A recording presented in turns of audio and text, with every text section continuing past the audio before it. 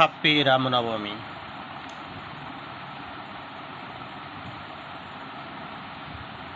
ସପ୍ତମ ଅବତାର ଶ୍ରୀରାମଚନ୍ଦ୍ରଙ୍କୁ ସାଦର ସପ୍ରେମ ସ୍ୱାଗତ। ହାପି ରାମନବମୀ। ଶ୍ରୀରାମଚନ୍ଦ୍ରଙ୍କର ଜନ୍ମ ଜୟନ୍ତୀରେ ଆଜି ତାଙ୍କୁ ବନଫେଟ୍, ହାପି ବାର୍ଥଡେ, ଶୁଭ ଜନ୍ମଦିନ। ଏହି ଚମତ୍କାର ସକାଳରେ ଯେଉଁଥିରେ କି ଅନ୍ତତଃ କେବଳ ହିନ୍ଦୁ ଧର୍ମାବଲମ୍ବୀ ନୁହେଁ, କେବଳ ଭାରତୀୟ ଲୋକ ନୁହେଁ, ସାରା ପୃଥିବୀ ଯେତେବେଳେ ସେହି ଅବତାର ପୁରୁଷ ତ୍ରିପୁରାରୀ ମର୍ଯ୍ୟାଦା ପୁରୁଷ ରାମଚନ୍ଦ୍ରଙ୍କର ଗୁଣଗାନ କରୁଛି, ଆମେ ମଧ୍ୟ ଏହି ଚମତ୍କାର ସକାଳରେ ଆଜି ସେହି ପରମ ପ୍ରଭୁଙ୍କୁ ହୃଦୟର ଗଭୀରତମ ପ୍ରଦେଶରୁ ପ୍ରଣାମ କରିବା, କୃତଜ୍ଞତା ଜ୍ଞାପନ କରିବା ଏବଂ ଆରମ୍ଭ କରିବା ସେହି ସ୍ତୋତ୍ରରୁ ଆରମ୍ଭ କରିବା ଯାହା ସର୍ବଜନ ବିଦିତ ଏବଂ ସବୁଆଡ଼େ ମଧ୍ୟ ଆଦୃତ ହୁଏ। ନୀଳାମ୍ବୁଜ ଶ୍ୟାମଳ କୋମଳାଙ୍ଗಂ ସୀତା ସମାରୋପିତ ବାମ ଭାଗಂ ପ୍ରାଣೋ ମହାସାୟକ ଚାରୁଚାପಂ ନମାମି ରାମಂ ରଘୁବଂଶନାଥಂ। ଏ ମନ୍ତ୍ର ସହିତ, ଏ ସ୍ତୋତ୍ର ସହିତ, ଏ ସ୍ତୁତି ସହିତ ଆପଣମାନେ ସମସ୍ତେ ପରିଚିତ। ମୁଁ ତାଙ୍କୁ ପ୍ରଣାମ କରୁଛି। ଆଉ ଏକ ସ୍ତୋତ୍ର ମଧ୍ୟ ମନେ ପଡ଼ୁଛି, ସେଇଭଳିଆ ବହୁତ ସୁନ୍ଦର ଲାଗେ ଆଲୋଚନା କରିଲା ବେଳକୁ। ଲୋକାଭିରାମଂ ରଣରଙ୍ଗଧୀରಂ ରାଜୀବନେତ୍ରಂ ରଘୁବଂଶନାଥಂ କାରୁଣ୍ୟରୂପಂ କରୁଣାକରಂ ତଂ ଶ୍ରୀରାମଚନ୍ଦ୍ରಂ ଶରଣଂ ପ୍ରପହ। ତେଣୁ ଏ ମଧ୍ୟ ଆପଣଙ୍କ ପାଇଁ ମନକୁ ଛୁଏଁ, ହୃଦୟକୁ ଛୁଏଁ, ଏଥିରେ ସନ୍ଦେହର କିଛି ତିଳମାତ୍ର ଅବକାଶ ନାହିଁ। ତାରି ସଙ୍ଗେ ସଙ୍ଗେ ମଧ୍ୟ ଆପଣ ଆଉ ଗୋଟେ ଜିନିଷ ମଧ୍ୟ ଯେତେବେଳେ ପଢ଼ନ୍ତି, ସେତେବେଳେ ଆପଣଙ୍କର ସ୍ୱତଃପ୍ରବୃତ୍ତ ଭାବରେ ନିଜର ସ୍ୱର ଗହରୁ ହୃଦୟ ଭିତରୁ ବାହାରି ଆସେ, ରଘୁକୁଲ ରୀତି ସଦା ଚଲିଆଇ ପ୍ରାଣ ଯାଏ ପର ବଚନ ନ ଯାଏ। ଆଜିର ଏହି ଶୁଭ ସକାଳରେ,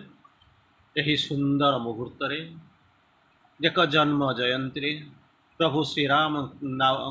ଶ୍ରୀରାମଚନ୍ଦ୍ରଙ୍କୁ ରାମନବମୀ ପରି ଏକ ପବିତ୍ର ଦିବସରେ ଆମେ ହୃଦୟର ଗଭୀରତମ ପ୍ରଦେଶରୁ ପ୍ରଣାମ କରିବା, ସ୍ୱାଗତ କରିବା ଏ ମୁକ୍ତି ଭିତରକୁ। ଏଇଠି ସେ ଅଛନ୍ତି, ତାଙ୍କୁ ଆମେ ପ୍ରଣାମ କରିବା, ତାଙ୍କର ଗୁଣଗାନ ଆରମ୍ଭ କରିବା। ହାପି ରାମନବମୀ।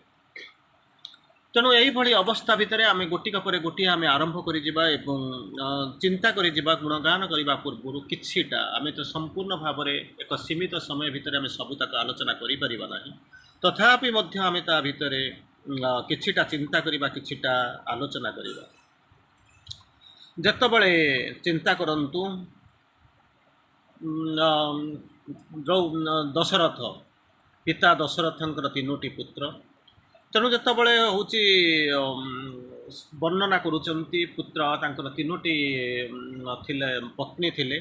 ସେଇ 3 ପତ୍ନୀଙ୍କ କଥା ଚିନ୍ତା, କୌଶଲ୍ୟା, କୈକେୟୀ ଏବଂ ସୁମିତ୍ରା। ଯଜ୍ଞର ଚରୁ ଅର୍ଣ୍ଣରୁ 3 ଜଣ ସ୍ତ୍ରୀ ତାଙ୍କର ଯେଉଁ 4ଟି ପୁତ୍ର ସନ୍ତାନ ଜନ୍ମ ଦେଇଥିଲେ।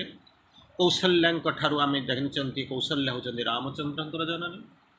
କୈକେୟୀ ହେଉଛନ୍ତି ଭରତଙ୍କର ଜନନୀ ଏବଂ କୈକେୟୀଙ୍କ ପରେ ସୁମିତ୍ରା ହେଉଛନ୍ତି ଆପଣଙ୍କର ଲକ୍ଷ୍ମଣ ଏବଂ ସହଦେବ, ଶତ୍ରୁଘ୍ନଙ୍କ ଜନନୀ, ଲକ୍ଷ୍ମଣ ଏବଂ ଶତ୍ରୁଘ୍ନଙ୍କ ଜନନୀ। ତେଣୁ ଏଇଭଳି ଅବସ୍ଥା ଭିତରେ ଆମେ ଜାଣିଛୁ, ଯେତେବେଳେ ସମୟ ଗଡ଼ିଯାଏ, ଯେତେବେଳେ ବିଦ୍ୟା ଆରମ୍ଭ କରିବାକୁ ଯାଆନ୍ତି, ଗୁରୁ ସେତେବେଳେ ନିଜର ପ୍ରକୋଷ୍ଠ ମଧ୍ୟରେ ଆସିନ। ଏହି ସମୟରେ ରାମଚନ୍ଦ୍ର ଯାଇ ଧୀର ପଦବ୍ରଜରେ ତାଙ୍କର ସେଇ ଯେଉଁ ପ୍ରକୋଷ୍ଠର ଦ୍ୱାରଟାକୁ ଠକ୍ ଠକ୍ କରୁଛନ୍ତି। ସେଇ ଶବ୍ଦ ଶୁଣି ସାରିଲା ପରେ ଭିତରୁ ଶବ୍ଦ ଆସୁଛି ଗୁରୁଙ୍କର, ତୁମେ କିଏ? ଚିନ୍ତା କରି ଦେଖନ୍ତୁ। ରାମଚନ୍ଦ୍ର ନୀରବ। ସେତେବେଳେ ନୀରବ ହେଇକରି ବସିଛନ୍ତି, ଗୁରୁକୂଳ को ଯାଇଛନ୍ତି ରାମଚନ୍ଦ୍ର ନୀରବ। ପୁନର୍ବାର ଆସୁଛି ଗୁରୁଙ୍କର ସେଇ ଶବ୍ଦ, ତୁମେ କିଏ ସେ? ନା ତାହା ତ ମୁଁ ଜାଣିବା ପାଇଁ ଏଠାକୁ ଆସିଛି। ଏଇ ହେଉଛନ୍ତି ଗୁରୁ ଭକ୍ତି, ଏଇ ହେଉଛନ୍ତି ତାଙ୍କର ମହାନତା। ତେଣୁ ଯାହାକୁ ଚିନ୍ତା କରାଯାଇପାରେ, କଳ୍ପନା କରାଯାଇପାରେ ସେ କେମିତି ହେଇଥିବେ, ସେ ଅବତାର କେମିତି ହେଇଥିବ, ମର୍ଯ୍ୟାଦା ପୁରୁଷ ଶ୍ରୀରାମଚନ୍ଦ୍ର। जन्म पूर्वर कथा जितेबाला से मानिफेस्ट कले, अधिकांश समय आपण चिंता करते कौशल्या कौशल्या सामने से मानिफेस्ट करते, निजको निजे अभिप्रकाश परिप्रकाश करते, मानिफेस्ट करते। जितेबाला एत विशाल या देखी सारा पर कौशल्या जो खुशी हो जाती यही भगवान स्वयं भगवान निजे आसिक ये धरावतरण करेंगे मध्यम खुशी हो जाती, देखुं मन भरिक देखुं किंतु टिके शंका आसूची एत विशाल रूप ताकू देखी सारा पर पृथ्वी के कल्पना कर माँ ये गोटे संतान को जन्म देती, तेणु से नीरव रही जाती, बुझीपार भावग्राही। तेणु कहते कौन ना आउ टे छोट हो जा, माँ कहते आउ टे छोट हो जा, छोट छोट छोट छोट शेषक आसला बेलू कोल खेला बेली संतानटी आसिक पहुँची। तेणु कल्पना चिंता करी देखंतु, यही होउचंती तांकर महानता, जहाँ को रक्षा करिसंती बुझीचंती एवं सही रूप से जन्म करिसंती। परवर्ती अवस्था को दिबा, एक समय रे रामचंद्र जाई शिक्षा लाभ करुचंती गुरु वशिष्ठ पाखु। जितेबाला जाकर पहुँची से गुरु गोटे समय चाहिए शिष्य को परीक्षा करेंगे, से जानी होती त्रिपुरारी आसीचंती परीक्षा करने को चाहते, निज भितर निजको उठे नौचंती एवं रामचंद्र को मध्य निज भितर को उठे नौचंती। नहीं सारा पर कौन करुचंती, निजर शरीर बाहर को अनेक ऊर्ध्व को उठी जा सारा पचारुचंती रामचंद्र, पचारुचंती तुम्हें कौन देखुच? रामचंद्र विनयत भाव में देखुचंती, गुरु शिष्य को विद्यादान करुचंती। शिक्षा को नम्र भाव में रामचंद्र कहते विश्ववंद्य गुरु तांकर शिष्य को से विद्या शिक्षा दान करुचंती। वशिष्ठ नीरव रही जाउचंती, निर्वाक हो जाउचंती, बुझुचंती। रामचंद्र सेठी सिना तुम्हें गुरु शिष्य संपर्क नहीं करी सेठी पढ़ुथिल, किंतु चेतनार ऊर्ध्व को चली जाई सारा पर तुम्हें चिंता करो ना कौन ये से पढ़ुची ना रामचंद्र, से किए से ना त्रिपुरारी मर्यादा पुरुष, तीन पुरर से होचंती मालिक, ताकू पढ़ाउचंती किए जहाँकि तांकरी भितर सबकिछि उद्भव होती। इच्छा न कले पवन मध्य बहे नाही, सूर्यकिरण मध्य पड़े नाही, पत्र मध्य हले नाही, पानी मध्य आसे नाही। तेणु यही भली अवस्था भितर चिंता करी देखंतु, ताकू पढ़ाउचंती किए से ना अहंकारी गुरु, जे कि कहउचंती कोन ना मो शिष्य को शिक्षा दउची। कि शिक्षा देवे त्रिपुरारी को? अहंकारी गुरु को, गुरु विनम्र शिष्य को बसी शिक्षा दौरान भावुंट मु पढ़ाऊँगी, जहाँ को पाठ जहाँ दुनिया जार लोमकूप कमल बाहर ये शिक्षा दौरान बोली चिंता कर चिंता कर देखु। आहरी आग को जा जो आप किसी समय पर देखिले बुझा आरंभ कले, जो आसिक पहुँचुंट विवाह करने को अनेक कहानी धीरे धीरे धीरे आम जीवा एवं बुझा चेष्टा करवा। ये जो समय जिते आसिक पहुँचुंट देखुंट विद्या शिक्षा सरी जाऊँगी, घर को आसवा समय हो जाऊँगी। यही समय पिता दशरथ ऐना आगे ठिया होती, निजे बस भावुंट भविष्य केमी चलो, कारण निजर योग्य संतान मैंने सब फेरी आसुँच। तेणु से से भावु भावु हठात देखुंट से ऐना सामने तीनोटी चुटी जो कौन नाली तीनटा बाल पाची जाइए धला पड़ जाइए, से बसिक भावुंट बोधे समय आसिक पहुँचीगला। इशारा अनेक प्रकार थिला, कहानी अनेक प्रकार थिला, से भावुंट ना ये समय आसिक हो जाइए, अतएव मत विदाय नाक पड़ो, मोर वैराग्यर समय आसिक पहुँचला, बानप्रस्थर समय आसी पहुँचला, मोर सन्यासर समय आसी पहुँचला। अतएव आज एवं अच्छी मोर ये पाचिला तीनोटी बाण मत इंडिकेट कर दूसरी, सूचई दूसरी ये समय अच्छी से जो संतान मान हाथ में राजपद अर्पण करी मत मोर संसार त्याग कर चली जावाक पड़ो। तेणु यही अवस्था भितर दशरथ भावुंट रामचंद्र को राजा करदे एवं से निर्दिष्ट समय आसिक पहुँचला। एवं पहुँची सारा जो देखिए जानी सारे बुझी सारे यथेष्ट भाव में योग्य हो रामचंद्र एवं भाई मैंने फेरी आसी से चिंता करुँच डिसीजन नहीं जाइए रामचंद्र को आसंता काली कौन करेंगे राजपद में अभिषिक्त करेंगे। से केते खुशी हो जाऊँगी, पाद एणे तेणे पड़ुची बुझीपारूना, तेणु जाकर कौन कर खुशी हो जाती डिक्लेयर करदे सारे। अयोध्या नगर में आनंदर लहरी जुआर माड़ी जा सारा से जाऊँच कैकेयी पाखक। जितेबाला कैकेयी पाखक जालिक जाऊँच कैकेयी देखुं खुशी हो जाती, तार भितर कौन करुँच कैकेयी मंथरार प्ररोचन से तीनोटी बर माग दुईटी बर मागे चेष्टा कर पेंडिंग होता अनेक दिन नवा कथा से होकर पड़ी तेणु ताकू खुशी होकर आग पछक चिंता कर दशरथ निजर प्राणप्रिया पत्नी सबुठारु तीन जन तीन राणी भितर सबुठारु जी निजर प्रेयसी सबुठारु आकर्षणीय थिले तांको कहते मुझे दुईटी बर किसी नथिला रामचंद्र 14 वर्ष वनवास जी स्थान में मोर पुआ भरत राजा हम मुंड पिटी दौरान दशरथ पचारुंट आउ कि बर माग माग मुझे किसी देदेवी से कैकेयी कहते भाभी रख मु निजे हूँ जड़े चक्रवर्ती स्त्री जड़े चक्रवर्ती झी चक्रवर्ती माँ मुझे वीरांगना चिंता कर देख तुम्हें कौन भावुला मु राज्य मागी था संपद मागी था सुना हेरा लीलार मती माणिक्यर हार पिंधि था तेणु दबा पूर्व अनेक थर एपर्यंत मु बर मागी नी पकई दबा पूर्व शपथ करने पूर्व अनेक थर भावार था आउ थे दे सारीच मैंने आउ ताको फेरई दि जापे ना कारण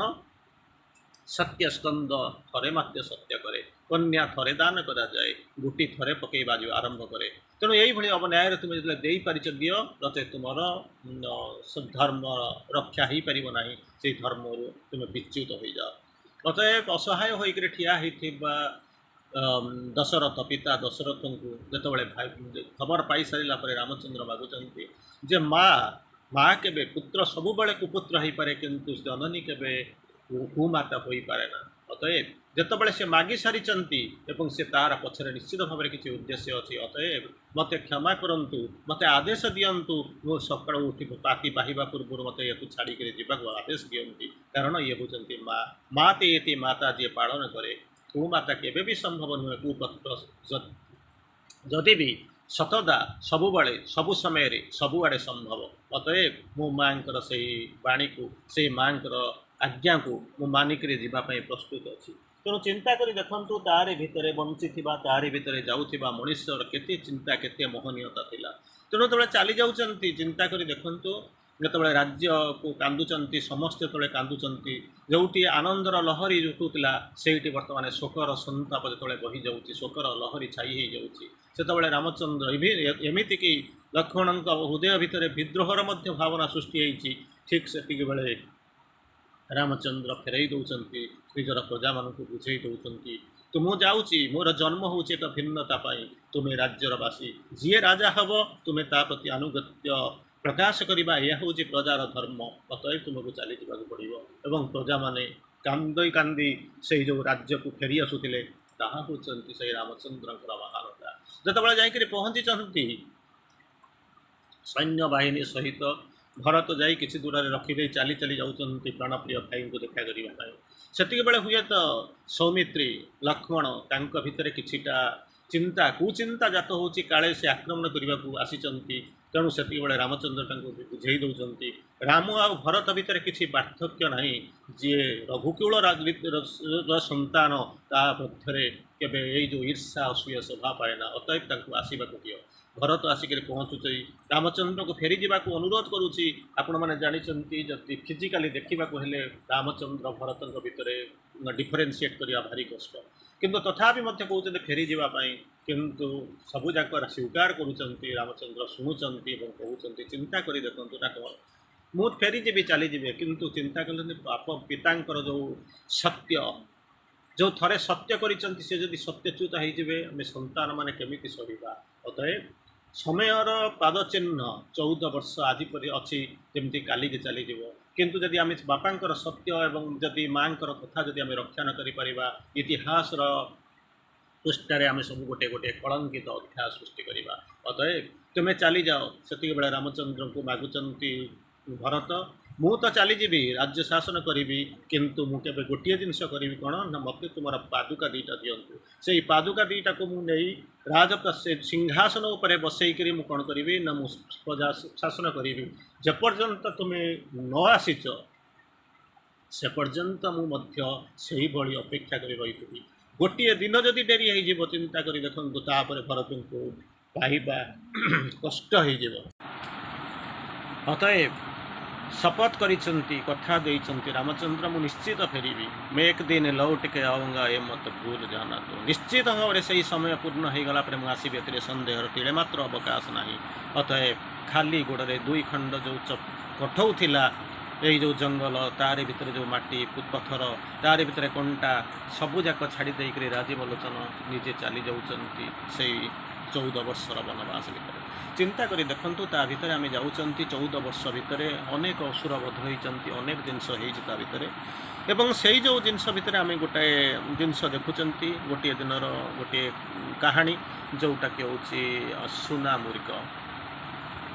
सीता फूल तोलुचंती रामचंद्र किसी दूर में अच्छा लक्ष्मण तांको निजर कार्य व्यस्त 14 वर्ष न खाई न पी एकमात्र अपेक्षा करते काले भाई सेवारे सामान्य विच्युत होपाई से कौन करुले ना सामान्य टिके निजर विच्युति को बह करने से एड़े देते लक्ष्मणकर स्त्री जी कि उर्मिला आपण मैंने जानती कहुए गडेस ऑफ सैक्रिफाइस सीता को कहते लक्ष्मीकर अवतार रामचंद्र होती नारायणकर अवतार लक्ष्मण होती शेषनाग तेणु यही अवस्था भितर से आसीचंती एवं गोटाए समय से मायामृग रावण जो चिंता करी सीता को हरण करने से मायामृग को मरीचि को मायामृग कर पठे मायामृग सुनार मृग धरिक बुली देखि सारा अपूर्व रूप अपूर्व कांति अपूर्व मनोलभा चेहरा या देखि सारा सीता सहित खेलने इच्छा कर लक्ष्मण सीता राम माया मृग को सुना हरिण को धरने को चेष्टा करुँच जिते जाऊँच सुना हरिणटी दौड़ दौड़ दौड़ दौड़ चली जाऊँगी धरला पाखक गला बेलू दूरे जाऊँगी दूर गला से पाखक आसूँ तेणु न पारि से निजर से प्राण ये हूँ मानवीय लीला तेणु मानवीय लीला भितर से कौन कहते निजर पतिदेव को रामचंद्र को अनुरोध करुँच माया मृग टी मत धरी आनीदेवाई तेणु चिंता कर देखूँ सीता यही कल्पना करने दरकार मायामृग कौन सतरे संभव सुनार हरिणी कौन सतरे संभव तापर आउ कौन होती तो ता नुहे पुणी ताकू धरी तार प्रेम पड़ी किए से ना स्वयं जगज्जननी सीता ताकू धरवाई क्या अनुरोध करुँच स्वयं त्रिपुरारी जहाँ भितर ज्ञान असीम जो ज्ञान या हुए ज्ञान जो सरी ज्ञान जो आरंभ हो चिंता कर देखूँ ता पछरे गोड़े तार परवर्ती अवस्था चिंता करी देखंतु जगई दे जाइछंती सीता माता को क्या सीता निजे होचंती अवतारी जुगर जननी दिव्य जननी तांको जगई दे जाती लक्ष्मण को तापर अनेक दूर शब्द आसूची त्राही लक्ष्मण तेरे संभव ताकू पुणी शुणी सारिक मिस इंटरप्रिट करुँच सीता और लक्ष्मण को पठाऊँ तुम भाई जाई विपद अच्छा लक्ष्मण कहते रामचंद्र को कौन विपद छुई पारे ना तथापि भर्सना करुँच अभिमान करुँच पठे दौरान जीवा बेलू असहाय हो लक्ष्मण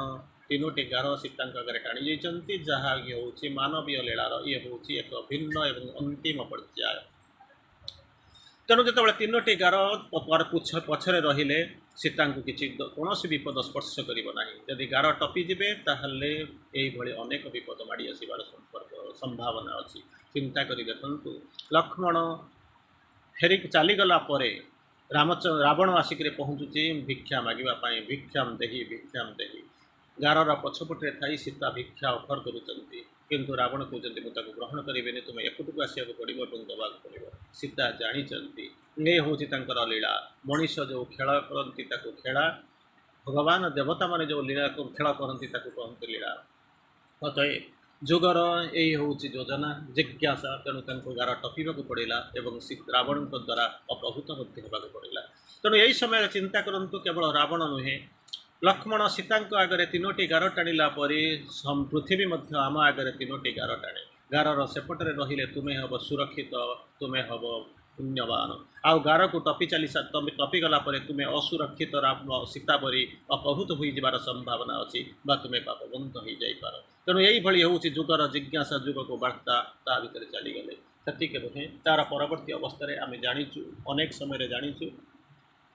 जब फेरी आसुंच रावण राम सीता फेरी आसुंच खोजुंट सीता ना सनो जंगल भितर मानवीय लीला लुहर वर्षा ढाली दे सीता को खोजा चली बाटरे पड़ी जटायु तेणु चिंता करते जटायु गुप्त गोटे सामान्य पक्षी सी उत्तर दौरान बुझे दौरान रावण को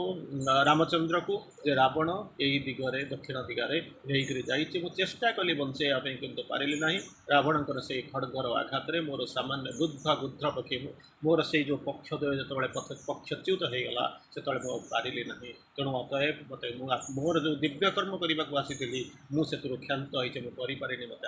मत आशीर्वाद कर मत क्षमा कर दियो सेतिके बेले चिंता करी देखंतु रावण खबर पाई रामचंद्र एवं आनंद भरी जापर कहते जटायु खबर तो देलु भगवान को काम तू यथेष्ट करी शक्ति पर्यंत ता भर तू जीवन दान कर तू चाहिए मुझे बंचे देवी तो जीवन दान करी किंतु जटायु मना करुँ पारि ना मोर दरकार ना कहीं दरकार ना अरे जन्म मु तो सामान्य बुद्ध पक्षीटे जन्म हेले मृत्यु हूँ अनिर्वाज्य असंभव अवसंभावी किंतु भगवान का हाथ में भगवान का पाखरे थी भगवत कर्म नियोजित हो भगवान स्पर्श पाई मरबार भगवान भितर मिसी जबार सौभाग्य केते जनकर थाए अतएव चाहूँ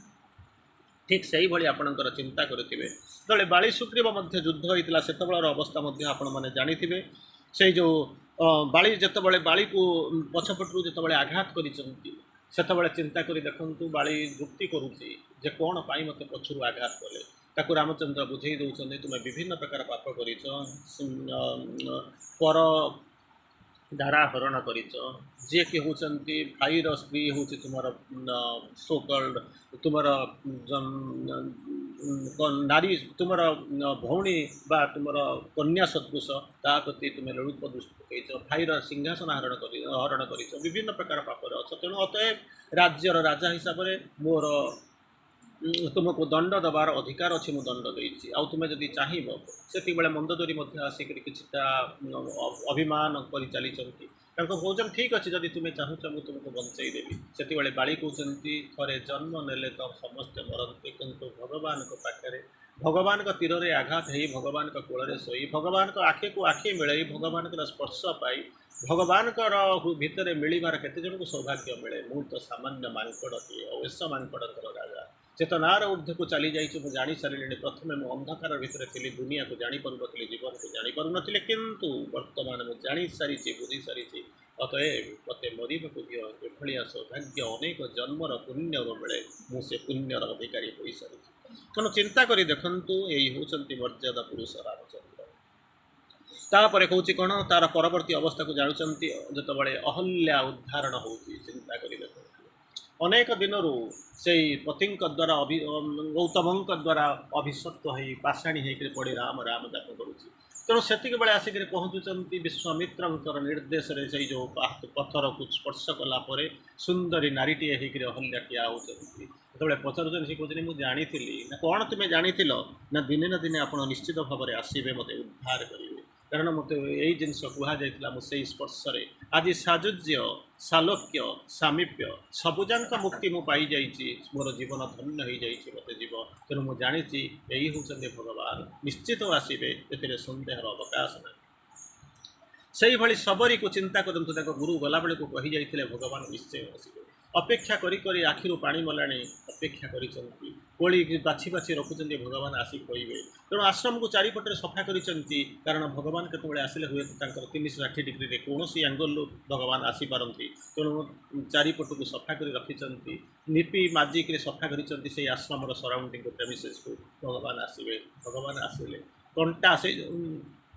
अईठा कोली खाया दौरान एवं भगवान तक आनंद खाई सारी एभलिया सौभाग्य केतबे गले जिते चिंता कर देखु विज्ञानी कैवर्त अपेक्षा करी भगवान आसिक पहुँचे पोल रास्त जो एपटू सेपट जो नदी पार करदेवे गंगा नदी पार करदेवे जो चिंता कर तुम कौन मागुच कि मोर मागिबार ना तुम्हें जहाँ दब सी हूँ सीता गहना माँ गहना मुझे ग्रहण करें ना ताले कौन मागिब एमती आज जो समय आसिक पहुँची एपटू सेपट को जावाक चाहते ठीक गोटे समय आसिक पहुँचे जितेबाला कौन हम ना मुझे ये संसार एपटू भव संसार एपटू सेपट को पार होगापी जाऊँगी ସେତେବେଳେ ମୋ ପାଖରେ କିଛି ନା ନଥିବ, କେହି ଉଦ୍ଧାର କରିବାକୁ ନଥିବେ। ପ୍ରଭୁ ଆଜି ଯେମିତି ମୁଁ ଏପଟୁ ସେପଟକୁ ତୁମକୁ ଉଦ୍ଧାର କରିଦେଉଛି, ଠିକ୍ ସେଇଭଳିଆ ଗୋଟେ ଦିନ ଆସିକରି ପହଞ୍ଚିବ, ତୁମେ ମଧ୍ୟ ଏପଟୁ ସେପଟକୁ ମୋତେ ଉଦ୍ଧାର କରିବ, ମୋ ହାତ ଧରି ମୋତେ ଛୁଇଁ ସେପଟକୁ ଉଦ୍ଧାର କରିଦେବ। ତୁମ ସ୍ପର୍ଶରେ ମୁଁ ନିଶ୍ଚିତ ଭାବରେ ଉପରକୁ ଉଠିଯିବି, ଏଥିରେ ସନ୍ଦେହ କରିବାର ଆବଶ୍ୟକ ଅବକାଶ ନାହିଁ। ଚିନ୍ତା କରି ଦେଖନ୍ତୁ ତାରି ଭିତରେ କେତେ ପ୍ରେମ ଅଛି, କେତେ ଅନୁଭୂତି ଅଛି, କେତେ କାରୁଣ୍ୟ ଅଛି, ତାକୁ ଯାକ ଚିନ୍ତା କରନ୍ତୁ। ତାର ପରବର୍ତ୍ତୀ ଅବସ୍ଥାରେ ଆପଣମାନେ ଯେତେବେଳେ ଯାଉଛନ୍ତି, ଆଗକୁ ଯାଉଛନ୍ତି, ସେତେବେଳେ ସୁପର୍ଣ୍ଣଖା ଚରିତ୍ର ଯଦି ଆପଣ ଚିନ୍ତା କରିବେ, ତେଣୁ ବଡ଼ ସୁନ୍ଦର ଭାବରେ ଆଲୋଚନା କରାଯାଇଥାଏ। ଜଙ୍ଗଲରେ ଏହିପରି ଦୁଇଟି ରାମଚନ୍ଦ୍ରକୁ ଦେଖି ସାରିଲା ପରେ କମଳ ଲୋଚନ ରାଜୀବ ଲୋଚନ ଯେତେବେଳେ ରାମଚନ୍ଦ୍ର ଦେଖୁଛନ୍ତି, ସେ ଯେଉଁ ନୀଳାମ୍ଭୁଜ ଶ୍ୟାମଳ କୋମଳାଙ୍ଗମ ସୀତା ସମାରୋପିତ ବାମ ଭାଗ, ସେଇ ଯେଉଁ ରୂପକୁ ଦେଖି ସାରିଲା ପରେ ଅସୁରୀ ମନରେ ନିଶ୍ଚିତ ଭାବରେ ସୁପର୍ଣ୍ଣଖା ରୂପ ମନରେ କିଛି ନା କିଛି ଗୋଟେ ଭାବ ଜାଗ୍ରତ ହେବା ଆରମ୍ଭ କରିଛି। ସେତିକିବେଳେ ସେ କ'ଣ କରୁଛନ୍ତି, ଆସିକରି ପହଞ୍ଚୁଛନ୍ତି ଏବଂ ବିବାହ ପ୍ରେମ ନିବେଦନ କରୁଛନ୍ତି। ସେତିକିବେଳେ କ'ଣ କରୁଛନ୍ତି, ତାଙ୍କୁ ବୁଝାଉଛନ୍ତି, ମୁଁ ହେଉଛି ବିବାହିତ, ସୀତା ହେଉଛନ୍ତି ମୋର ପତ୍ନୀ, ଏକପତିବ୍ରତା ହେଉଛି ମୋର ଧର୍ମ, ତେଣୁ ମୁଁ ଦ୍ୱିତୀୟ ପତ୍ନୀ ଗ୍ରହଣ କରିପାରିବି ନାହିଁ। ସେତିକିବେଳେ ପୁନର୍ବାର ସେ ଯୁକ୍ତି କରୁଛନ୍ତି ଯେ ମୁଁ ଲକ୍ଷ୍ମଣଙ୍କ ଆଡ଼କୁ ଦୃଷ୍ଟି କହୁଛନ୍ତି, ତେଣୁ ଲକ୍ଷ୍ମଣଙ୍କ ପାଖକୁ ଲେଖି ଦେଉଛନ୍ତି, ବାବୁ ନାସା ସିରି ଯୋଗ୍ୟ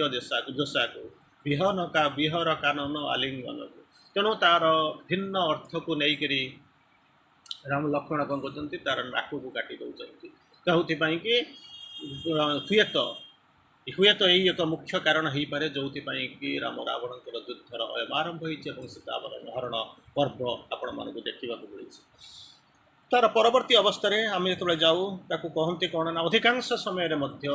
ମଡ଼ର୍ଣ୍ଣ କ୍ରିଟିସିଜିମ୍, ଯେଉଁମାନେ ଅବତାର ତତ୍ତ୍ୱର ଅବଧାରଣା କରନ୍ତି, ସେମାନେ ଭାବନ୍ତି ଏବଂ କହନ୍ତି ରାମଚନ୍ଦ୍ରଙ୍କ ଅବତାର ଏକ ମୂର୍ଖ ଅବତାର। କାହିଁକି ସେମାନେ କହନ୍ତି ନା, ଏକ ଆଧୁନିକତାକୁ ଚିନ୍ତା କରିକି, ଉଗ୍ର ଆଧୁନିକତାକୁ ଚିନ୍ତା କରିକି ଦେଖିଲେ, ଗୋଟେ ଚିନ୍ତା କରି ଦେଖନ୍ତୁ, ଯେଉଁ କ୍ରାଇଟେରିଆ ଅବତାରହୁଡ୍ ପାଇଁ, ଯେଉଁ କ୍ରାଇଟେରିଆ କେବଳ ବୁଦ୍ଧଦେବଙ୍କ ପୂର୍ବରୁ ଯେଉଁମାନେ ଅଛନ୍ତି ସେମାନଙ୍କୁ ଅବତାର ବୋଲିକରି ଗ୍ରହଣ କରାଯାଏ ନା ଆଧୁନିକ ଇତିହାସରେ, ଆଧୁନିକ କ୍ରିଟିକ୍ କଥାରେ। କିନ୍ତୁ ଯେହେତୁ ରାମଚନ୍ଦ୍ର ଏତେ ତାଙ୍କର ପ୍ରାବଲ୍ୟ ଅଛି, ଏତେ ତାଙ୍କର ବିଶ୍ୱସ୍ତ ଅଛନ୍ତି, ଏତେ ତାଙ୍କୁ ଭଗବାନ ରୂପେ ଗ୍ରହଣ କରନ୍ତି, ତେଣୁ ମଧ୍ୟ ମଡ଼ର୍ଣ୍ଣ କ୍ରିଟିସିଜିମ୍ ଏଠି କିଛି କାମ କରେ ନାହିଁ। ତଥାପି ମଧ୍ୟ ସେଇ ମଡ଼ର୍ଣ୍ଣ କ୍ରିଟିସିଜିମ୍ଙ୍କ ଭିତରେ ସେ କହନ୍ତି, ସୁନ୍ଦର ଭାବରେ ଆସିକରି ପହଞ୍ଚେ ଯେ ରାମଚନ୍ଦ୍ରଙ୍କର ଅବତାର ହେଉଛି ଏକ ମୂର୍ଖ ଅବତାର। କେମିତି କ'ଣ ନା, ଚିନ୍ତା କରି ଦେଖନ୍ତୁ, ବାପା କହିଲେ ଜଙ୍ଗଲକୁ ଚାଲିଯା, ଜଙ୍ଗଲକୁ ଚାଲିଗଲେ, ଭାଇ କହିଲା ଚପଲକୁ ଦେଇଦିଏ, ଚପଲଟାକୁ କଠଉଟାକୁ ଦେଇଦେଲେ, ଖାଲି କୋଟରେ ବୁଲିବା ଆରମ୍ଭ କଲେ। ତେଣୁ ଚିନ୍ତା କରି ଦେଖନ୍ତୁ, ଆରି ଭିତରେ ମୁଁ କ'ଣ କରୁଛି। ତେଣୁ ତାଙ୍କୁ କହୁଛନ୍ତି ମୁଣ୍ଡରେ କିଛି ବୁଦ୍ଧି ନାହିଁ, ବା ମାଆଙ୍କର କଥା ମାନି ଚାଲିଗଲେ। କିନ୍ତୁ ତାହା ହେଉଛି ମର୍ଯ୍ୟାଦା, ପୁରୁଷଙ୍କର ମର୍ଯ୍ୟାଦା ବୁଦ୍ଧିରେ ନିଶ୍ଚିତ ଭାବରେ ସହାୟତା ହେଇଛି। ଏଥିରେ କଥା ସେମାନେ ମଧ୍ୟ ସ୍ୱୀକାର କରୁନଥିଲେ ମଧ୍ୟ ଆମେ ନିଶ୍ଚିତ ତାକୁ ସ୍ୱୀକାର କରିବା, ଏଥିରେ ମଧ୍ୟ ସନ୍ଦେହର ଅବକାଶ ନାହିଁ। ତେଣୁ ତାର ପରବର୍ତ୍ତୀ ଅବସ୍ଥାକୁ ଆମେ ଯିବା, ଯେତେବେଳେ ସେତୁବନ୍ଧ ପ୍ରତିଷ୍ଠା ଆଡ଼କୁ ଆମେ ଚାଲିଯିବା। ସେତୁବନ୍ଧ ପ୍ରତିଷ୍ଠା ପୂର୍ବ ବେଳକୁ ଆମେ ଗୋଟାଏ ଜିନିଷ ଜାଣିଛନ୍ତି ଯେ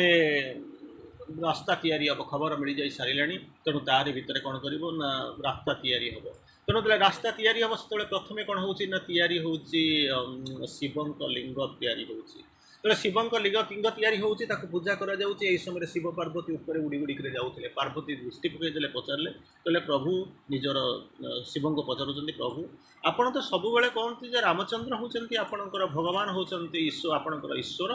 କିନ୍ତୁ ଏବେ ତ ମୁଁ ଦେଖୁଛି ବିଚିତ୍ର ପ୍ରତିକ୍ରିୟା, ସିଏ କ'ଣ ଆପଣଙ୍କୁ ପୂଜା କରୁଛନ୍ତି, ଲିଙ୍ଗ ପୂଜା କରୁଛନ୍ତି। ସାଙ୍ଗେ ସାଙ୍ଗେ ସେ ପଚାରୁଛନ୍ତି, ଶିବ ପଚାରୁଛନ୍ତି, କହୁଛନ୍ତି କ'ଣ ଜାଣିଛ ନା କ'ଣ,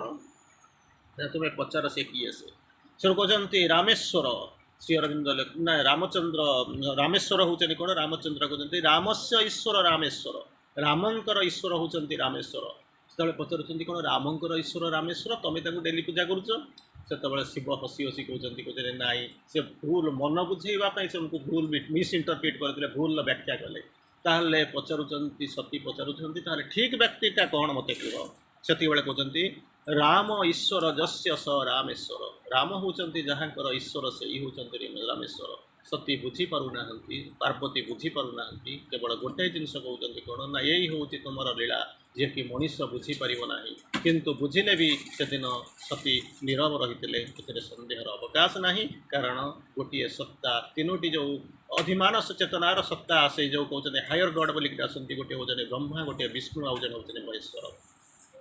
ब्रह्मा होचंती सृष्टिकर्ता, विष्णु होचंती पालनकर्ता और सिंह ये होचंती शिव होचंती संहारकर्ता। तेणु विष्णु को मध्य पालन कर तीनटा जंकर कनेक्टिंग लिंक बोलिक कहुए सी मध्य सृष्टि करती, सी मध्य पालन करती, सी मध्य संहार करती। तेणु गोटे समय श्री अरविंद मेसेज आपने पढ़ी थे जानी, if I can't be Ram I would be Ravan. मुझे राम न हो पारि ताले कौन हेबी ना रावण हेबी, कहीं Ravan is the dark side of Vishnu, विष्णुकर हूँ डार्क साइड होती रावण।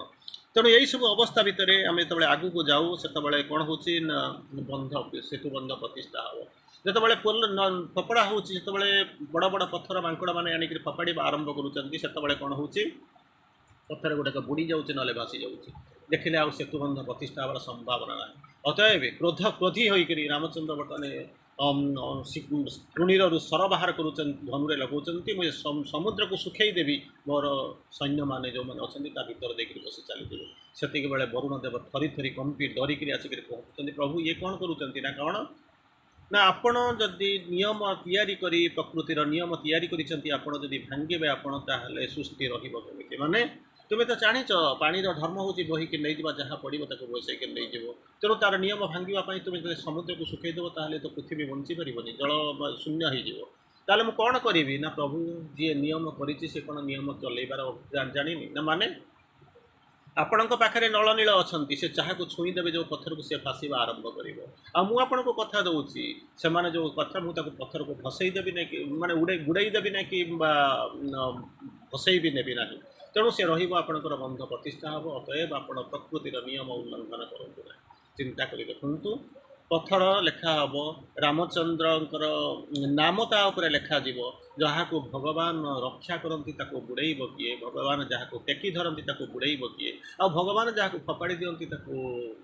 टेकी धरब किए। अतएव सेतुबंध प्रतिष्ठा है चलला। चिंता करी देखु जो जीवा पूर्व सीता ठाप पूर्व आपण मैंने जानते किष्किंधा पुराण तले शुणे हनुमान हनु अस्य अस्ति हनुमान हनुमान जी आसिक पहुँचले परम भक्त एवं सुग्रीव सहित भेट हो पहुँचुचे से बानर सेना आसुँच सहायता करने से जन जन कर प्रश्न पचरा हो किए जाई सीता ठाप कर फेरी आसो समस्ते किए कहे मुझे किए कहे अधा योजन जापरि किए कहे अधा बाट पर्यटन जापरि किए कहे मुझे फेरी आसी पहुँची जापरि फेरी पारि ना किंतु जो राम नाम शुणी सारा हनुमान से आसिक पहुँचुंट कहते मुझे जा पहुँचिक फेरी आसपारि। चिंता कर देखु से हनुमान जार छाती चिरी देकर पहुँचुले जुआड़े जा पहुँचबी मोर हृदयर प्रत्येक कोण प्रत्येक कोशरे कौन हो रामचंद्र अच्छे देखई से विभीषण को जानते गोटे माँ पेटू एक केन्द्र केन्द्रीभूत एक भित्रे प्रतिष्ठित एक उत्सर उत्सारित सेठू जन्म होती कुंभकर्ण रावण सेठू जन्म होती विभीषण ताहारी मध्य चिंता करूँ विभीषण राम राम राम राम कही पागल होते से बेले कौन करुले विभीषण कुंभकर्ण आ रावण दुई जन मरा मरा होकर मृत्यु को अपेक्षा करते केउँ दिन चाहूले से मृत्यु आसी ग्रहण कर यही चिंता भितर कहतु भावी देखु आम जो पुराण वर्णित कहानी भीतर को जाऊँ से केते भीतर तीव्रता अच्छे केते जार तीव्रता अच्छे तार परवर्ती अवस्था आम जो जानूँ रामचंद्र से सेतुबंध प्रतिष्ठा हो जाऊँगी एवं सेतुबंध प्रतिष्ठा हो सारा पर अवस्था आपण मैंने जानते गुंडुची मूषा आसिक पहुँचुची ये शक्ति थिला तार केते शक्ति थिला तार पानी रे ओदा देहरे गड़ी जाऊला जो बाली टिकक देहर लगुला ताकू आनी से पत्थर उपर झाड़ी दूसरा कारण से भगवान कर्म करने आसूला तेणु ताकू खुशी होकर भगवान तार देहरे तीनोटी गार आंगुठी टाणीदे तीनोटी गार टाणीगला। तेणु चिंता कर देखो कि पुण्य तार थिला कौ मांकड़ को चिंता कर देखो तू इतिहास रे अमर हबु बोलिक भगवान को काम करू आ बोली किए डाकी किंतु से माने प्रस्तुत होकर आसुले कारण से भगवान कम आसिक पहुँचुते कौन इच्छा नाला कौन ईर्षा नाला कौन मागुणी नाला कौन आचंचा नाला से आसुले केवल भगवान कर्म ब्रती होगापी भगवान कर्म सहायता करने। तेणु यही जो अवस्था भितर गुंडुची मूषा जदि हो पारे तार जदि मुक्त हो जापे तेणु आम कौन करवा चिंता करूँ आम क्यों स्तर में क्यों चेतनार अच्छु परवर्ती अवस्था आम देखू जे सेतुबंध प्रतिष्ठा सरीगला पृथ्वीर जुगर श्रेष्ठ ब्राह्मण होती रावण जे कि सीता को हरण कर नहीं आसु डकरा हो सेतुबंध प्रतिष्ठा से ही प्रतिष्ठा हो सारा मांकड़ दल हनुमान अंगद जाम्बवान से मैंने पुणी रामचंद्र लक्ष्मण सागर जी से रावण सेना सहित लड़ाई करेंगे सीता को ठाब करेंगे हुए तो रावण कुंभकर्ण निधन हम किंतु प्रतिष्ठा करने सेतुबंध प्रतिष्ठा करने डका हो युगर श्रेष्ठ ब्राह्मण रावण को रावण जो आसिक पहुँचुंट सरी जाऊँगी तेणु सेतुबंध प्रतिष्ठा कलापर कौन कर फेरी जावाक चाहते रामचंद्र कहते तुम्हें जाओ किंतु किसी दक्षिणा मागे हसुंट रावण कौन अच्छी मत देपर जे कि होती सुवर्ण लंकार अधीश्वर रावण कौन तांको मागिपर कौन तांको देपर तथापि चिंता कर देखु निश्चित देवी से रावण कहते मुझे नवाप मोर किसी असुविधा नहीं मुझे आध्यात्मिक दृष्टिकोण मुझे ग्रहण करी तुम्हें जहाँ देव कितु मुझे जहाँ मागे ता दब ना हाँ रघुकुल रीति सदा चलिया प्राण जाए पर बचन न जाए देवी देवी देवी निश्चित भाव में देवी तथापि मोर संदेह होउछि कुह 10 दिगपाल समस्त को डाक साक्षी रख एवं शपथ कर मु जहाँ मागे ताहा तुम्हें मत दब कि नहीं से रामचंद्र कहते निश्चित भाव में देवी आ तो तुम्हें कौन शपथ करुच्ची क्या ना सब शपथ करुच्ची तुम्हें जहाँ माग मु आसिक सबूक आसिक पहुँची से ही अनुपात में तुमको मागुची 10 दिगपाल इंद्र चंद्र वरुण कुबेर धर्म समस्त ना समस्त को साक्षी रखिक कहूँ तुम्हें जहाँ माग मुझे देवी से बेले कहते मुझे जहाँ मागिबी निरोला मागिबी ता पाखे कहीं उपस्थित नथिबे तथापि कहते हाँ मुझे देवी यही कथा शुणी सर आउ कौन मागिबी ना 2 अक्षरिया गोटे शब्द मागिबी तेणु 2 अक्षर जो पाखे थे जो मैंने सब थे सुग्रीव हनुमान नील नल नील जाम्बवान सुसेन से मैंने डरी जाऊँच 2 अक्षर होती सीता तेणु कांदी पकाउंट निरोला मागिबी पुणी 2 अक्षर मागिबी समस्ते कहते प्रभु दिंतु ना से रामचंद्र निजर भातृप्रतिमा को संतान सम भातृप्रतिमा को कहते तुम्हें कौन तुम्हें जाच पितृ सत्य पालिबाई आम जंगल को आसी जंगल में वनवास करुँच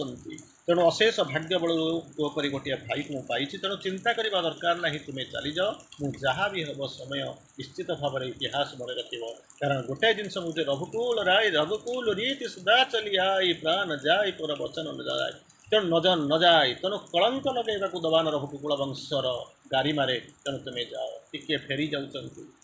कानरे कहते रावण गोटे जिनस मागे आसुच्छी ना कौन ना मुक्ति समस्ते भावुंट मागिदेवे सीता युद्ध सरीगला सेतुबंध प्रतिष्ठार मूल्य ना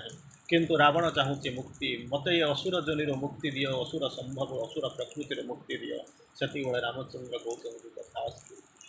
तथापि जाऊँच न जाणिला परी काले रावण काले रामचंद्र शपथ को भूलीज चली जो भावाच्छल विहोल होकर कहते काले कथा भूलीज बोलिक से कहते ए जटिया राम तू काले तू जीतिजु बोलिक मन में भाविचु कि मु त्रिपुर विजयी रावण मुझे दशानन तत्ते मारिक मु शत्रु विनाशकारी होबी हा हा हा से विकटाल रूप करी निज रथर पुष्पक विमान से चढ़िक उठिक चली जाऊँगी रामचंद्र अनैचंती से चली जा बाट को बाटर देखिए हसी दौरान कहते धन्य रे रावण धन्य तो भगती कणिया तू हूँ प्रकृत में अनन्य ए सन्देहर अवकाश ना तार परवर्ती अवस्था को आपण मैंने आसतु जितेबाला रावण को संहार करने को जीव अति शेष मुहूर्त जितेबाला अंतिम पर्याय शेष दिन युद्धर पूर्व दिन राम रावणकर निर्णायक युद्ध हम ठीक से ही समय कौन करिसंती ना रामचंद्र को देखला बेलू उठिक जह्न को रखी देखुंत जो सुंदर कौलिया जह्नटे होती आकाश रे ज्योत्स्ना ता चमत्कार परिपाटी चमत्कार परिवेष्टनी तारि भीतर से कौन करुँच ना जह्न को देखुं से जो जह्न को देखा समय समस्त देखी आश्चर्य हनुमान अंगद नल नील जाम्बवान सुसेन समस्ते आश्चर्य होती ये कौन करुँच चिंता कर देखते कौन करुँच जनक राम हनुमान जाई पचारुंट ये कौन हो कौन कर राम रावण युद्ध अंतिम निर्णायक पर्यायर युद्ध आज पर्यंत जी मरी तार किसी असुविधा ना किंतु तुमको निर्णायक बद्ध युद्ध करने को पड़ो तेणु तुम्हें ये कौन बसिक कौच कौन देखुच से रामचंद्र कहते तुम्हें जह्न को देख समस्ते भावुंट बोधुए रामचंद्र अर्थ କିଛି ବିକୃତି ହେଇଗଲାଣି, ପାଗଳ ହେଇଗଲାଣି। ତେଣୁ ସମସ୍ତେ ଯାଇକରି ଲକ୍ଷ୍ମଣକୁ କହୁଛନ୍ତି, ଲକ୍ଷ୍ମଣ ଦେଖ ରାମଚନ୍ଦ୍ରକୁ ଯାଇକରି ଟିକେ ବୁଝ, କାଲି ହେଉଛି ଅନ୍ତିମ ନିର୍ଣ୍ଣାୟକ ଯୁଦ୍ଧ, ଇଏ କରୁଛନ୍ତି କ'ଣ? ଲକ୍ଷ୍ମଣ ଯାଇକରି ଯେତେବେଳେ ପଚାରୁଛନ୍ତି, ପ୍ରଭୁ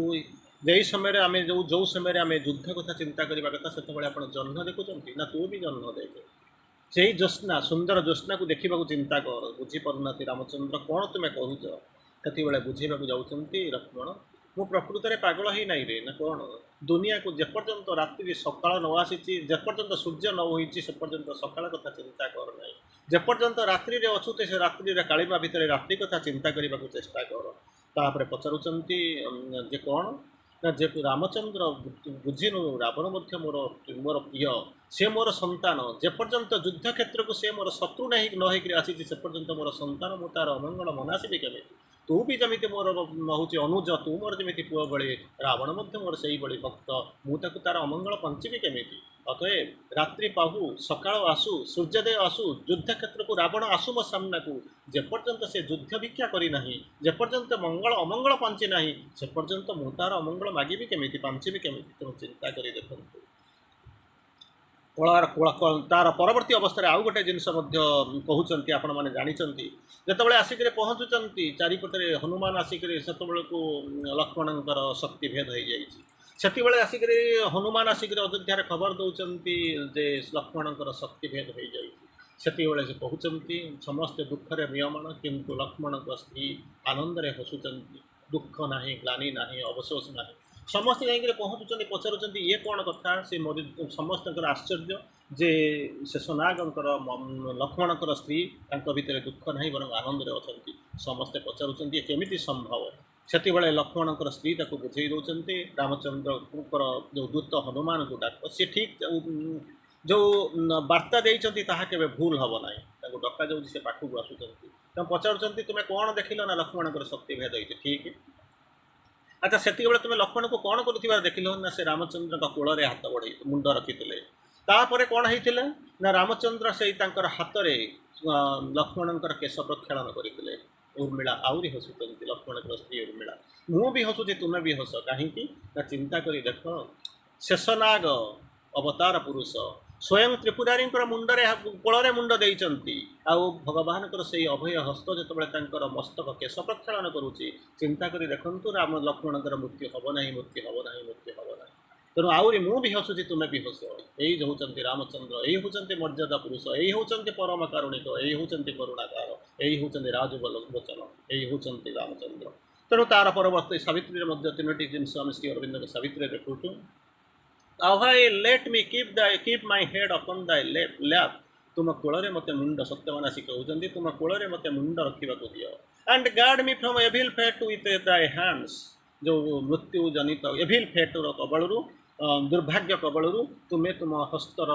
ଦ୍ୱାରା ମୋତେ ସୁରକ୍ଷା ପ୍ରଦାନ କର। Perhaps because thou touchest death may pass. ମୋତେ ଲାଗୁଛି ତୁମର ସ୍ପର୍ଶ ଜନିତ ଆନନ୍ଦରୁ ମୃତ୍ୟୁ ଦୂରେଇ ଯିବ, ମୁଁ ମରିବି ନାହିଁ, ମରିବି ନାହିଁ, ମରିବି ନାହିଁ। ତେଣୁ ଏଇଭଳି ଚିନ୍ତା କରନ୍ତୁ, ଏଇଭଳି ଯେଉଁ ଦୃଢ଼ତା ଆମ ଭିତରେ ଆସିବା ଦରକାର। ତେଣୁ ସେତିକିବେଳେ ପ୍ରଶ୍ନ ଆସୁଛି, ସମସ୍ତେ ତ ଚାଲିଗଲେ, ସେଥିରୁ ବାପା ପାଇଲେ କ'ଣ? ଚିନ୍ତା କରି ଦେଖନ୍ତୁ, ଅଶ୍ୱିନୀ କୁମାର ଅନ୍ଧ ମୁନିଙ୍କର ପତ୍ନୀକୁ ନେଇକରି ଯାଉଥିଲେ। ରାତ୍ରିରେ ତୃଷା ନିବାରଣ କରିବା ପାଇଁ ଯେତେବେଳେ ପାଣି ଆଣୁଛନ୍ତି, ସେତିକିବେଳେ ଶବ୍ଦ ଶୁଣୁଛନ୍ତି ସେପଟରେ ବସିଥିବା, ଏବଂ ଶବ୍ଦ ଅସ୍ତ୍ରକୁ ଇଏ କରିଥିବା, ଆୟତ କରିଥିବା ମହାରାଜ ଦଶରଥ। ସେ ଭାବୁଛନ୍ତି ବୋଧେ କୌଣସି ହିଂସ୍ର ଜନ୍ତୁ, ତେଣୁ ସେ କ'ଣ କରୁଛନ୍ତି, ଶବ୍ଦ ସନ୍ଧାନକାରୀ ବାଣ ମାରିଛନ୍ତି ଏବଂ ଅଶ୍ୱିନୀ କୁମାର ମୃତ ହୋଇଛନ୍ତି। ତାପରେ ଅଶ୍ୱିନୀ କୁମାରକୁ ନେଇକରି ଅନ୍ଧମୁନିଙ୍କ ପାଖରେ ଯାଇକରି ପହଞ୍ଚି ଯେତେବେଳେ ସତ୍ୟ ପ୍ରକାଶ କଲେ, ସେମାନେ ସେଠୁ ତାଙ୍କର ତ ସ୍ପଟ୍ ଡେଥ୍ ହେଉଛି, ହାର୍ଟ ଆଟାକ୍ କରିଯାଉଛି। କିନ୍ତୁ ସେମାନେ ଗଲାବେଳକୁ ଅଭିଶାପ ଦେଇକରି ଯାଉଛନ୍ତି, ଆମେ ଯେମିତି ଅନ୍ଧମୁନି ଏବଂ ତାଙ୍କର ଅନ୍ଧମୁନିଙ୍କର ପତ୍ନୀ, ଆମେ ଦୁଇ ଜଣ ଯେମିତି ପୁତ୍ରର ସେବା ନ ପାଇ ତାଙ୍କ ମୁହଁ ନ ଦେଖିକି ଚାଲିଯାଉଛୁ, ତୁମେ ମଧ୍ୟ ସେଇଭଳିଆ ପୁତ୍ରର ମୁହଁ ନ ଦେଖିକି ତୁମକୁ ମଧ୍ୟ ଯିବାକୁ ପଡ଼ିବ। ତାହା ନିଶ୍ଚିତ ଭାବରେ ହେଲା। ତେଣୁ ସିଂହାସନ ସବୁ ଥାଇ ବନବାସରେ ଯାଇଥିବା ସନ୍ତାନର ମୁହଁ ନ ଦେଖିପାରି ତାଙ୍କୁ ମଧ୍ୟ ବିଦାୟ ନେବାକୁ ପଡ଼େ। ତ ଏ ହେଉଛନ୍ତି କାଳର ଗତି। ତାର ପରବର୍ତ୍ତୀ ଅବସ୍ଥାରେ ଆମେ ଯେତେବେଳେ ଆଗକୁ ଯାଉ ଏବଂ ଆସିଲୁ, ଯେତେବେଳେ ମୃତ୍ୟୁ ସମୟରେ ରାବଣକୁ ହତ୍ୟା କରିସାରିଲା ପରେ ରାବଣ ଆସିକରି ପଢ଼ିଛନ୍ତି, रामचंद्र जाऊँ देखा करने से जानते जुगर श्रेष्ठ ब्राह्मण जुगर श्रेष्ठ ज्ञानी जो मागुंट मत कि राजनीति शिक्षा करने को दिए से रावण कहते गुरु ठार जो शिक्षा करने को जीव थी तुमको नम्रता हाँपाई पड़ो गुरु का मुंड उपर खाई तुम्हें शिक्षा लाभ कर तुम्हें पाद पाक आस तेणु चिंता करूँ त्रिपुरारी रावण ठार शिक्षा करने को पड़ता किसी शिखी जुग जहाँपाई गर्व करे जुग मन पकाए एवं अंतिम पर्यायर रामचंद्र फेरी आसुंच अयोध्या को से कैकेयी जहाँ प्ररोचन 14 वर्ष वनवास जाइए तेणु से से कौन करुँच घर भितर रही कारण से जानते मोरी जो भगवान निजे भगवान अवतार 14 वर्ष वनवास जाइए तेणु से मत निश्चित भाव में देखा कर आउ मोर मातृत्व कहूँ जदि से देखा न करने को आसे ताहले कौन करी ना मुझे भी चिंता कर देखूँ केवे भी मुझे निजक एक्सक्यूज करें क्षमा दे पारि ना तेणु यही समय अपेक्षा कर हठात रामचंद्र प्रवेश करुँच कैकेयी कक्ष को प्रथम प्रवेश कर देखला बेलू कैकेयी कांदी पकाउंट माँ पाद छुई दौरान एवं पछ कुंडे पकाउंट तेल मुझे अपेक्षा करी ना मुझे जानी माँ दुख कर रावण मत भरत अस्वीकार कर भरत मो मुह को देखुनी तेणु मुझे 14 वर्ष निर्वासित होकर पड़ी मंथरार गति मंथरार कुबुद्धि मुझे त्याग करा कौन जुग मत उपेक्षा कर राम कहते कुमाता केवे भी संभव नुहे माँ तू जदि मत पठे न था जंगल को चिंता कर देखा रावणर निधन हो न कुंभकर्णर निधन न हो न अहल्या उद्धारण हो न तार भितर बापांकर प्रतीक्षा जो शपथ करते रक्षा हो न पृथ्वी जो जो अच्छा जो सन्यासी मैंने अच्छा से शांति तपस्या कर पृथ्वी को सत्य जुग आसी न तेणु तोरी जो ये सब जिन पाखक अनैला बेलू एक विश्व गरड़र कुंड अच्छी पचार ये माँ कौन पाई ना तू जब एठिके न आसी था मुझे भितर पशिकी पान कर से माँ कहते तोर कौन मो पुत्र उपर विश्वास ना चिंता कर देखूँ तोरी जदि पृथ्वीटा बदली जापरिला तो तोर आवश्यक हूँ कौन ना तू हूँ जुगर श्रेष्ठ माँ भितर अन्यतम तार परवर्ती अवस्था आम देखीचु प्रथम त्रेतया जुगरे आपण जानते कौशल्या संतान होते रामचंद्र तार परवर्ती अवस्था कैकेयी दूर थे जहाँ ठार 14 वर्ष दूरे जाइए चिंता करूँ परवर्ती अवस्था भितर है कौन ना जन्म देइचंती किए चे ना आप जानते देवकी जन्म देइचंती देवकी होती कैकेयी से जन्म देइचंती किंतु 14 वर्ष दूरे रखी बोलिक वनवास पठे बोलिक तेणु सी बसी बसी क्या पाखे नंद जशोदा पाखे बढ़ी द्रौपदी ठारू देवकी ठारू जन्म होकर जशोदा पाखे रोचे जशोदी होती ये जन्मर तृतीय जुगर कौशल्या पाखे लालन पालन करते तेणु यही अवस्था भितर जो आप जानते आपण मैंने बुझी आज भाई चमत्कार दिन में अनेक कहानीर शेष ना तेणु तारि भितर आप जानते चमत्कार पतिव्रता धर्मर जो से होती पत्नी अपेक्षा कर रही जहाँकि आसिक पहुँचे मानवीय लीला करने को जाइए से मानव लीला करने निजर दिव्यता को रखिंट अग्नि स्नान कर परवर्ती अवस्था जानते से जो बाहर लोक सीता को सन्देह कले बोली छाड़ा पड़ा अग्नि शेष अग्निर स्नान देकर अग्नि स्नान करा परवर्ती अवस्था पृथ्वी मध्य को सीता प्रवेश करगले तेणु यही होती मानवीय लीला जन्मदिन आज शुभ अवसर में अंततः समान समय मिली आमको एक सुजोग मिली किछिटा आम आलोचना करने सामान्य गोटे हस कथा मोर मन पड़े जो राम रावण कारण आम अनेक तात्विक कथा आलोचना करें if I can't be Ram I would be Ravan तो Ravan is the dark side of Vishnu तेणु राम रावण रा रा रा रा दुई जन जाक भितर किसी पार्थक्य ना राम जो तीर मारुंच रावण से विचलित होती राम कहते तीरटा कौन काटुची रावण हसिक कहते समम न बाधते राजन तव बाधते राज बाधते ये तुम तीर गुड़ाक मत कष्ट दौनी कष्ट दौर कौन ना ये सामान्य मांकड़ गुड़ा जो दांत देखा मत तिरस्कार करी मत कष्ट दौर तेणु चिंता कर देखूँ रावणर चरित्र को अनुशीलन करेंगे जहाँ को कि भगवान कहीकि जाइए मुझे उद्धार करी काले जदि उद्धार विलम्ब है तेणु कौन करना असहाय हो जाऊँगी कारण ये पशु जोनि ये जो असुर जोनि जन्म हो आसुरिकता को ग्रहण करते दिन बंची हम तेणु मुक्ति पाँच अतएव से रावण को पाक से जाऊँच माँ को देखा करने अधिकांश समय रावण को चरित्र को आम आक्षेप भूल पदक्षेप बोलिक ग्रहण कर भूल बोलिक चिंता कर कि ना कारण मानवीय लीला करने भगवान आसीचंती भगवान निजे स्वर रे कहती मु न चाहिए पत्र भी हले नहीं मु न चाहिए सूर्य चंद्र आतजात करती नहीं मु न चाहिए पानी रहे ना पवन बहे ना पत्र झुले ना तेणु मोर जो प्रत्येक इच्छा संकल्प मु जो आसूची पृथ्वी पृष्ठ को अवतरी आसी पचरे मोर हूँ मोर मत्य मंडल किसी लीला करने कौन अपूर्ण कार्य को संपूर्ण करने असंपादित कम को संपादित करने मु निजे निजे कौन कहते संभवामि जुगे जुगे जहाँ को आपण मैंने जानी परवर्ती अवस्था कृष्ण अर्जुन को से महाभारत युद्ध कही परित्राणाय साधनम साधुनां विनाशाय च दुष्कृतम धर्म संस्थापनार्थाय संभवामि जुगे जुगे से ही सत्ता विभिन्न रूप से विभिन्न रंग आसी आपण मैंने जानी से आसी मत्स्य अवतार से ही कच्छप अवतार से ही आसी वराह अवतार से ही आसी वामन अवतार से ही आपण मैंने देखी नरसिंह भाव वामन रूप से नरसिंह रूप से परशुराम रूप से सप्तम अवतार आप देखिले रामचंद्र रूप से त्रेतया जुगे से ही आपण आसी तार परवर्ती अवस्था कृष्ण अवस्था आसी तेणु श्रीअरविंद को जो प्रश्न पचरा श्रीअरविंद कहते विगत जन्म मु कृष्ण थी तेणु से कहती mother is the mother of Krishna कृष्णकर जननी तेणु कृष्ण अवतार मुझे संभवामि जुगे जुगे अतएव श्रीकृष्ण गोटे ये पृथ्वीर आरंभ आज पर्यंत गोटे रूप भिन्न अनेक रूप गोटे नाम अनेक नाम से सृष्टिर इतिहास को पौरोहित्य करुले presiding over the history of world universe